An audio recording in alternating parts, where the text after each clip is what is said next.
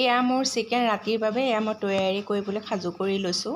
মাজতে আচাৰ বনাওঁতে ঘৰতে বনাই লৈছিলোঁ মছলা, আৰু এয়া এতিয়া মই ব্যৱহাৰ কৰিম। কি ভেঁকুৰে খাই গ'ল, বেছি দিন হোৱাই নাই, আজি প্ৰায় 15 দিন হৈছে। 15 দিনত এয়া ভেঁকুৰে খাই গ'ল। ভেঁকুৰে খাই গ'ল চেচ।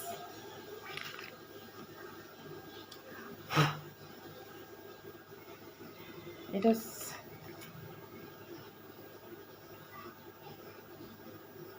চিকেন মছলা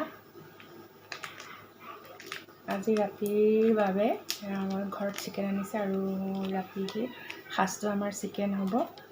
চিকেন পাউডাৰ মিক্স কৰিছোঁ, আৰু লগতে জিৰা। আমি বেছি মছলা ইউজ নকৰোঁ, ঘৰত সৰু ল'ৰা ছোৱালী আছে সেইবাবে কমকৈ ইউজ কৰোঁ। আৰু এইটো জিৰা পাউডাৰ। এনেদৰে মই সানি কৰি থৈ দিম, আৰু আধা ঘণ্টামানৰ পাছত মই বনাম।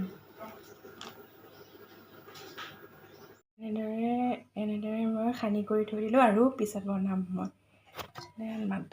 ইয়াত দেখিছে বজাৰৰ পৰা কিনি আনিছে মৰিচা শাক। ইয়াক মই এতিয়া ধুনীয়াকৈ চাফা কৰি কাটিছোঁ। ইয়াত ধুনীয়াকৈ ফ্ৰিজত থৈ দিম, আৰু কাইলৈ বনাব পাৰিম।